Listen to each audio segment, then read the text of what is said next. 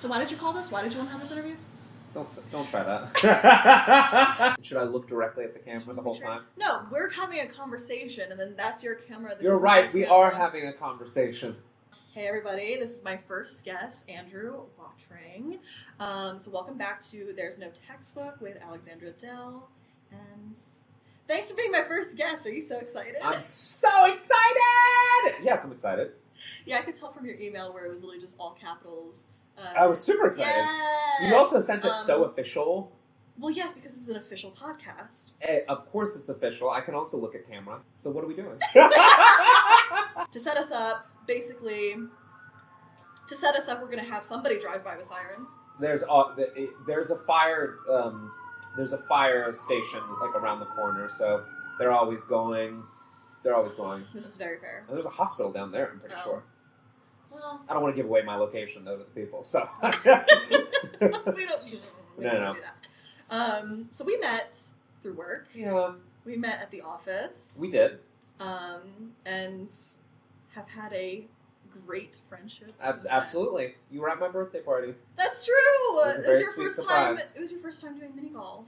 It was my and I got the hole in one in the first one. And if I didn't get that, I would have been intransigent the entire night. I would have been a demon. It really was the universe in your favor in that moment. I almost wanted to stop after that. I was considering like just going in the corner and drinking, but I knew I needed to keep going. I did pretty good. I did okay.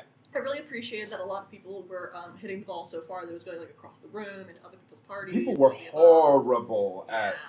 They were god awful. Did that make you rethink some of your friendships when you saw how bad that they were at mini golf? Yes, because now I know that I can't bring. If there's ever a mini golf competition, I can't rely on my friends. I'm gonna have to outsource, which is embarrassing for me as a competitive person. So we'll have to stick to other things for sure. We also didn't care after a while. We just wanted to drink and talk. And we all went into that corner. There were some people that didn't even finish in our party. No, half the people didn't finish. Nobody cared after the first 3 holes. Nobody cared. The guy that ran the place. He was on my shit list. He was just like, "Oh, you're part of the part." Yeah. No, he spoiled it, and I was like, "Oh, okay." So. Oh my god, that's right. Yeah. He told you, "Oh, it's for the party," and you were just like, "What?" Well, because Isla, my partner, hi internet, Isla went to the little front desk, and I was all like, "Oh, what's going on?"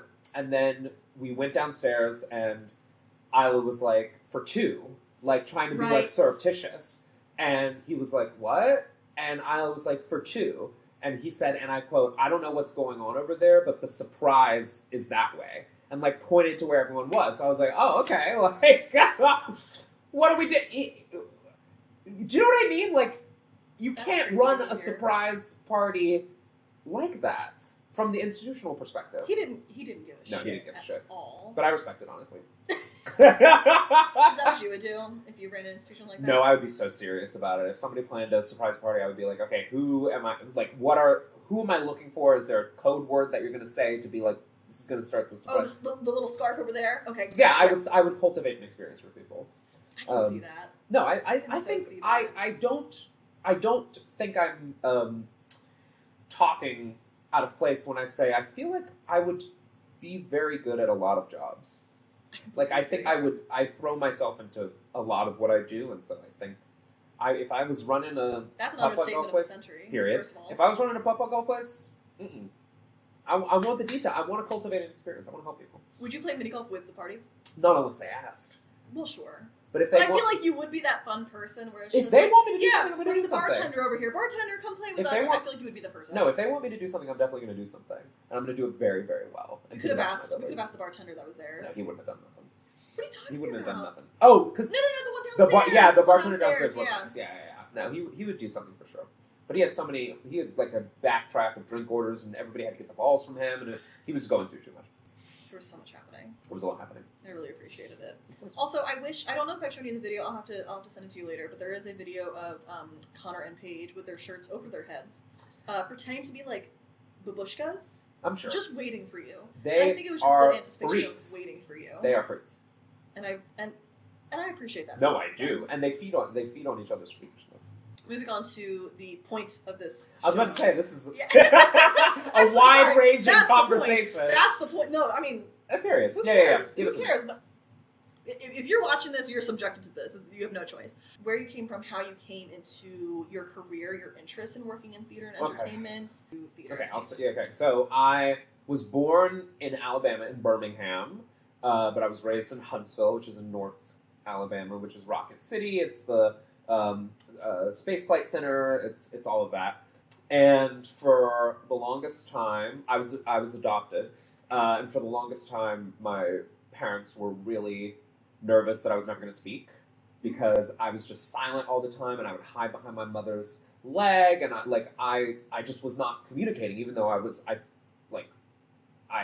having all of these thoughts and feelings, and I loved performance and dance and TV and movies. Like, I loved all of that. I just wasn't communicating it, and so my mother, volunteered at the community theater in Huntsville, Fantasy Playhouse Children's Theater, which just moved to a new building under the wonderful leadership of Steven Tyler. And I did a class. She put me in a class, a theater class, with a woman named Joan Leggett, an absolutely incredible theater educator and actor.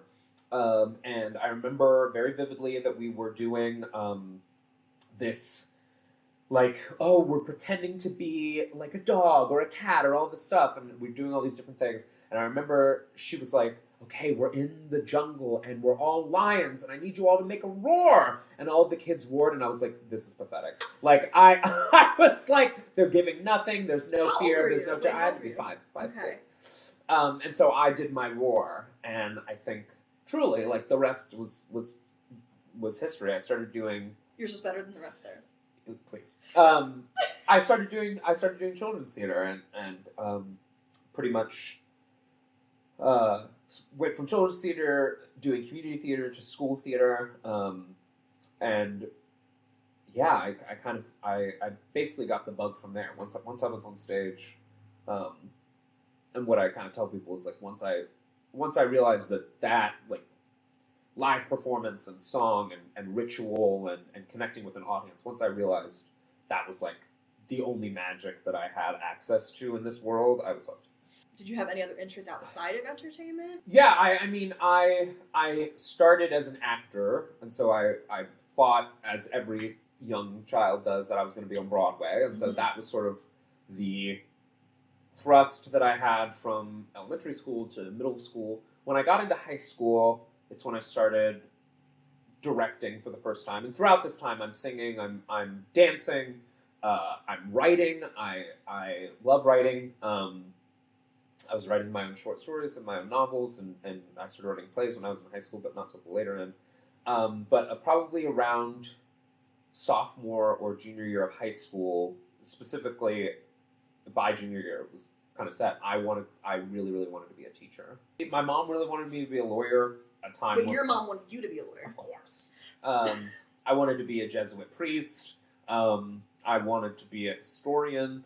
Wanted to be a college professor. That was pretty much what. But education was sort of, because I think education was the most readily accessible to me, because there was an aspect of performance and an aspect of being personable and intellectual that I really gravitated towards.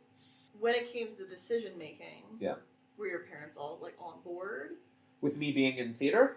Of like going into like college and everything with all of that? My parents are incredible individuals. They're extremely dedicated and passionate and hardworking people, and essentially they were like, whatever you do, you need to excel at it. So they were fine if I was going to be an actor, if I was pushing myself and I was like going to be on Broadway. Like, I remember when I was like 8 years old or something, my mom was like, do you want to audition for the national tour of Lion King? And I was like, no, because I didn't want to lose my friends. Like, I was, sure. And so she was like, okay, like, you are making this choice, you know what I mean? And so they were on board. They were pretty supportive of whatever I wanted to do. I think when I started, actually, I think the main point of tension we actually have about any career in the performing arts is when I started directing and wanting to be a director and applying myself to be a director. I don't think my parents understood what that looked like. Mm-hmm. They wanted me to be on stage, and they wanted me to be performing, and they wanted me to be dancing, and they wanted to be singing, because that's how they knew me as an artist. And so I don't think they've only just now started like getting, like, I sent them a review for a show that I did, and they were finally like, you're a great director. And I was like, thanks. You haven't seen anything, but I appreciate the thought, truly. Because they heard from somebody else. Yeah, you know what I mean. Like that external validation, I think, is important because Yeah. when I was acting, it's easier to if you get a thing, everybody knows. But directing, I feel like, is a more surreptitious, not undervalued, but I just don't think people know what a director does or how to look for it or how to single out like this is I think in movies it's a lot easier because everything is so controlled and specific that you see a director's eye. But I don't know if in theater, like live performance, people know what they're looking at necessarily. Yeah, no, that makes total sense. Yeah. So, remind me of all of the places that you've been in different communities of theater. So, Alabama, Providence? Alabama, D.C., Providence, Philadelphia. Philly. What are some similarities and differences that you can explain Between the theater communities? all of the different communities? I think a similarity is that everywhere you go, theater people are trying to make it work. Like everywhere you go, theater people are working 3 jobs. They're taking 2 hours at midnight to do their friend's rehearsal in a basement. Like everywhere you go, like theater people are trying to make it work and want to pursue the kind of work that they want to do, which I think is really beautiful. So it doesn't matter. Like I feel like that, regardless of where I go, like I think theater people are trying to make it work, and I think that's special. DC was very competitive. And that wasn't just like the theater community. Like it's a very political place. It's a very fast moving place. I remember when I went to college at American University, and everyone's got an internship, and everyone's doing 15 things, including me, and everyone's on a board of something, and the president of there's something, and there's always a cause, and everyone's always moving. And I think that trickled down or trickled up or trickled everywhere to the theater community.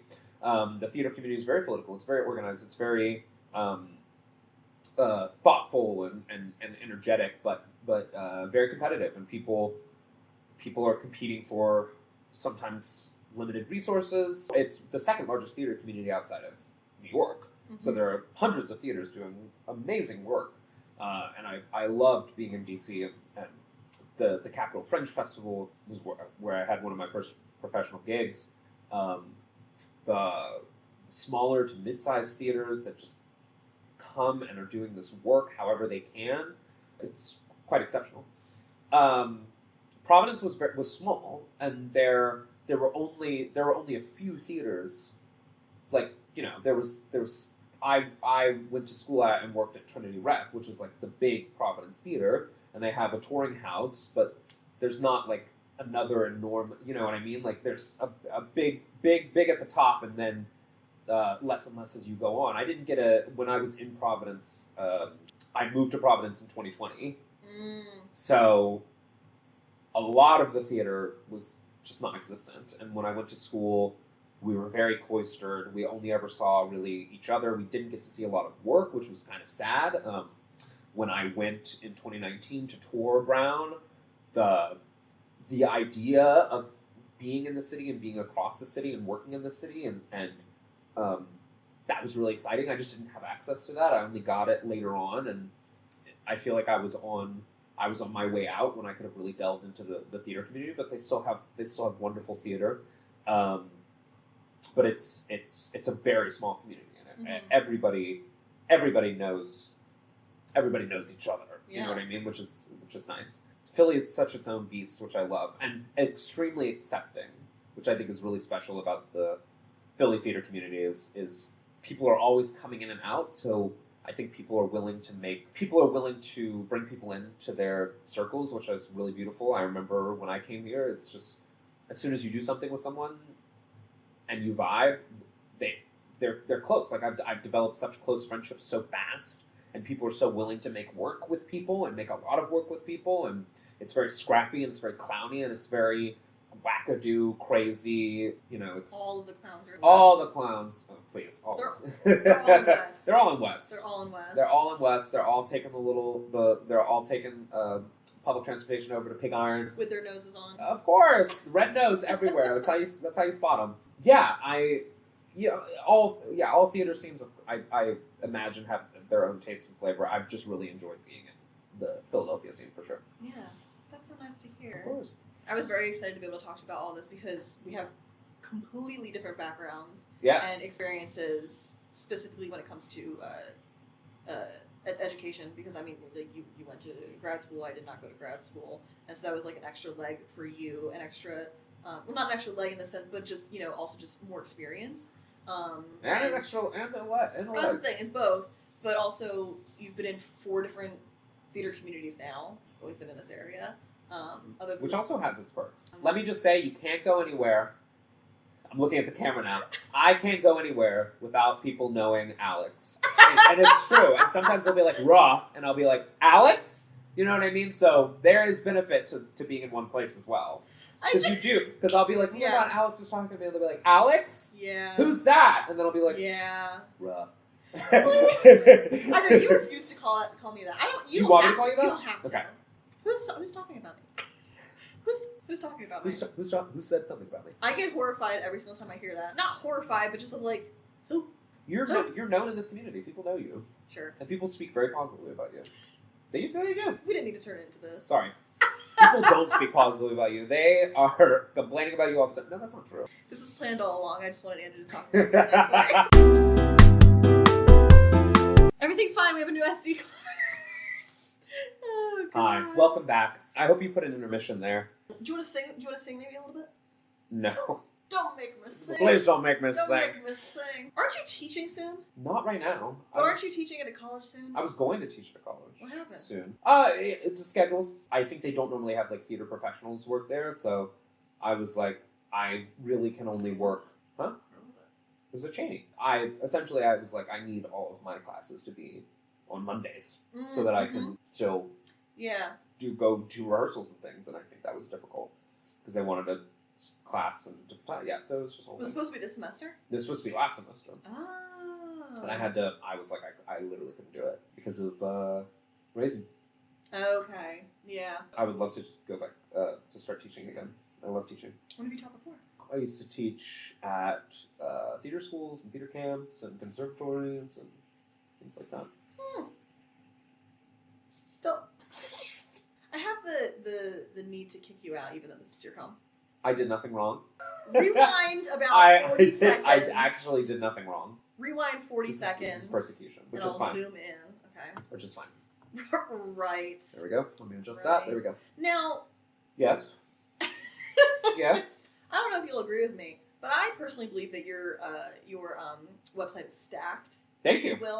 If you will. Thank I have you. stalked you many a time. Many a time. Shout out Carlton Bell. Made your website? Oh yes. You didn't make your own website? No. Okay. Check that off the list. It was a very well spent one-time payment, and they set up $7,000. Now, can you rewind now and That's understand why I'm about to kick them out? It was a one-time payment, and the Carlton helped me put everything together and was asking like what should I put on and how should I structure it. Structured it all, and then gave me the passwords and was like, here's how you edit it, and it was the best investment I ever made. Because all of the pages are made, and if I need to add more directing stuff, I can just copy and paste. Like it's super helpful. I would like to change the front page picture, which is me in college. Well, sure. In that little... You look nothing like that. I look nothing like that. Twig thin, like absolutely crazy. Sometimes I look at that and I always forget that it's me, so I look at that and I'm like, who's that actor? It was me. Who's that actor? Who's that actress? Who is she? Yeah. Why does that sound derogatory? Who's that actor? Exactly. What about it? Let me see where that stance is. No, I mean, you have an insanely stacked website. I have no website. I've tried so many times. Get a website. Actors, I know. anybody creative, just get a website, get it free, throw it together. All it needs to have is your name and your contact information, bare minimum. If I'm looking you up, I want to find out a way to contact you. It's my main frustration with trying, as a producer, like trying to reach out to people and they don't have a website. I'm like Instagram DMing people, like, do you want a job? Right. That's fair. Well, some people are now starting to do business cards again. I like that. I love a business card. I do love a business card. I love a business card. I'm happy I get them through People's Life. That's true. Oh, yes, that's what we're going to talk about. Do you have anything you want to plug? Do I have anything I want to plug? Upcoming projects? I mean, Christmas Carol at People's Light. My book is not ready yet. I'm directing something, but I'm directing something in January. What? but or starting in December, at the end of December and January, but I haven't signed the contract yet, so I don't want to plug it. Whatever. But be on the lookout. You heard it here first, folks. And then 12th Night, which I'm excited about at People's Light in March. I'm very excited about that. And then on to the next thing. A short film. Is that supposed to be with me? We were supposed to make a short film. Can we get it together? Yeah, we were supposed to make a short film. I don't think we were the problem. I think that the actor schedules. The actor schedules was the problem. Crazy. It wasn't us. I don't know. But I was thinking about it recently. I think we should try to. I think we should try to get in the same actors. Maybe not. Maybe they've lost. I would love. Yeah. And I'm about to call them out by name. Government name, social security numbers, and everything. I would love to do it with 187. I would love to do it with them again. But I just want. Everybody's so busy. I know it's hard. Everybody's so pissy. People are pissy. People are pissy. People are busy. No, People I agree. It's hard, but like something that a great theater artist and actor, Madeline Garcia, I think the reading that we both went to, I think that was a great. That's a great example of like. And that's the thing that they want to do. This is happening. And, that's a project that they want to do next fall. Next fall. Yeah, not this fall. Next fall. But I also know that there's other things in the works. Yeah. Why are you being coy? Do you know something I don't? Madeline and I are writing a short film script. Oh, I'm on your stories. I see it. I haven't posted anything about that. I think you first of all, I'm a detective. I think you That's posted true. like sitting here something, and then I zoomed in on your screen, and it was a collaborative document that you were doing. I have absolutely zero memory of ever posting anything with that in the background. I don't think it was like even like cute in the background. But I remember seeing that and being like, oh, okay. You little freak. Yeah, you got to do your you got to do your detective work in this business. That's fair. You with your 1,700 tabs open. I knew you were going to say that. Yeah, I thought I started every single time that we sit together in any meeting ever.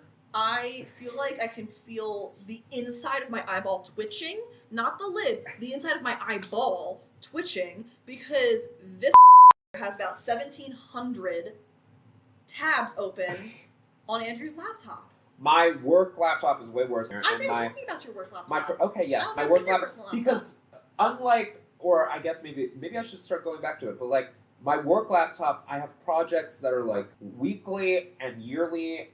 Do you know what I mean? And so I need to keep like I have all of the one sheets for the year up and open. I have all the documents that I take notes in. You should do what I do, where I have my desktop. I have my desktop at my desk, right? And then I have another little space for my personal laptop to be on, for personal projects to be on that, and then everything work is on there. Anyway. They hate when I do that. I was just doing that. I did that once. I won't do it again. I promise. We're going to have to put like a counter because I don't believe that. I won't say it again. I don't believe that. I won't say it again. I promise. But yeah, that's. But that's a project. It's me, Madeline, and James that are doing that. Oh, Kern. Yeah. What's he doing? Directing. Of course. Yeah. We're finding a spot for you. Yeah, that's what I was waiting for. Yeah, we're finding a spot for you. You've come up in conversation many a time. Like many a time, both you and I. Thank you. Yeah. I'm offer only, unfortunately. That is not true. It actually is it? Is true. Is it offer only, or is it offer only as well as? So I'll be doing this now. Well, I realized that the last few projects that I've done have been I was offered it, which I think is good. That's hot. It is. It's really nice. So this thing that I might do, this thing that I'm probably doing in January was a straight offer, and luckily, being a staff director at People's Light, that's just you get projects. That's fair. Based on that, so that's totally fair. And with my schedule, it's very hard. So if you want me to do something, if you want me, send me now. You have to cut all this. You need to go back the last 90 seconds. Yeah, the last 3 minutes or so you have to cut. Okay. No, I won't put a have to cut list for you. I'll be expecting that email in the next 2 weeks. A very typed up you will be cutting seconds 32. Mm-hmm. Yeah. Absolutely. Yeah. What about you? What are your goals for this endeavor? For the show? Yeah. Goals, I think, something that I didn't have growing up. I mean, I didn't know a lot about theater until very, very late. I didn't know that the term stage manager existed until college. I went to a very, very poor school where the drama club was, everything was out of, which is a very common experience, that all the money was right on the drama teacher's own personal credit card. And we sold lollipops and stuff in town. Yeah. We lived in the middle of the woods. No one was coming. Tickets were $8. It was, and I was actually just, because I'm really, really good friends with her. She was my eighth grade English teacher. Hi again, Heather. I gave her a shout out in the first episode. But she was my 8th grade English teacher and drama teacher all through middle school and high school. And her and I are really, really good friends. And when I was back at my parents' house last weekend, I went over to her house and hung out with her and her husband for 7 hours. But we talked about a lot of that, I remember when this happened, and she goes, yeah, that was me celebrating that day because Josh said that I could use our personal credit card to get the rights for that show. He said, finally, yes, we can do it, whatever. Oh, so sorry, just saliva all over your gorgeous new couch. I'm really excited to see the arc of this, because this is the first gambit. This is the first hand on the table. And this is also the first project that I've done professionally that is mine. Yeah, it's super powerful. So do things on your own. You are doing but it. But the goal is I would really like to aim towards high school and college kids to be able to have a gauge, and also being able to hear stories that they can relate to of, where they're born and raised, their upbringing. There's similar stories of, I didn't have this support, or I did have this support, and hearing about people's careers and thinking, and having the realization of, I can do that thing. I can do that thing for an actual career. Do you know Bob? Did it come up again? No. We're having technical difficulties all around. We've stopped 6 times. There's 4 intermissions. The commercial breaks. Have to deal with it. It's all going to be okay. You can't just say, "Do you know Bob?" And I cut myself off. I'm sorry. Do you know Bob Wyke? No, I don't. Okay, so he played King Cymbeline and Cymbeline at Del Shakes when I did that show for the community tour with Ty. He didn't start acting until he was 40. Yeah. And he's amazing. Yeah. He's so talented and so smart with all of it, and has done so much. This is the thing, when he mentioned, I had a friend who was just like, do you want to audition for the show that I'm doing at age 40? I said, how dare you? It's the way. But that's the thing. Everybody's path with all of this in life in general is so different. So I find that so interesting. So I don't know, that's the goal, is to just be able to talk about that, how to get from point A to point B with everything in between. That's exciting. I think it's going to be very successful. Spotify #1. And YouTube. And YouTube. Here we go. This camera. Your camera. All cameras. We have 6 cameras here. One here, one here. You're not going to get the feed, though, so. None of them What am I saying? on. Am I saying like and subscribe? You say whatever you want. Like and subscribe. Share this with your friends. Post it, please. I blur out my hand. Let my mother go. Have you seen that TikTok? It's my favorite. Just let my mother go. Please like and subscribe. That's that what you want? That is the voice, but I don't like it. No, you don't like it. No, There's No Textbook is on Instagram. Follow us on Instagram. I don't know who us is. Follow me on Instagram at There's No Textbook, as well as subscribe on YouTube and follow on Spotify. But I understand why people are sad at the end of the podcast, because it's like, oh my god, we could keep talking. I hate when people do that. When people do this, when they go, I hate when they do that. What do? You just stare at the person until they come? Yes. Yeah, I know, I've watched Or I do this.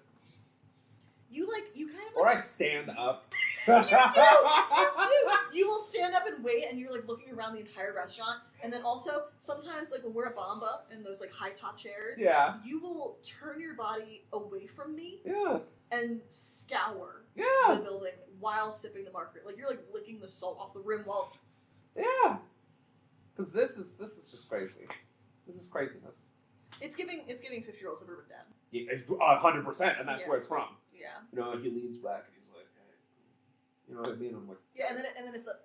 Yeah. Oh, you're sticking to the video where it's like, Yep. Okay. I've seen that. If there was a current event that you could be the fly on the wall for, to be able to get everything, a current event, what would it be? That I could be a fly on the wall for? Do you know about maybe Happy Ending? No, I mean, I know about the show, but I don't know. You know about the casting controversy? So, Blaine from Glee, or some people call him Darren Criss, but that's you, was the lead, one of the two leads in the musical Maybe Happy Ending. And something that I actually did not know about Darren Criss is that he is straight Asian.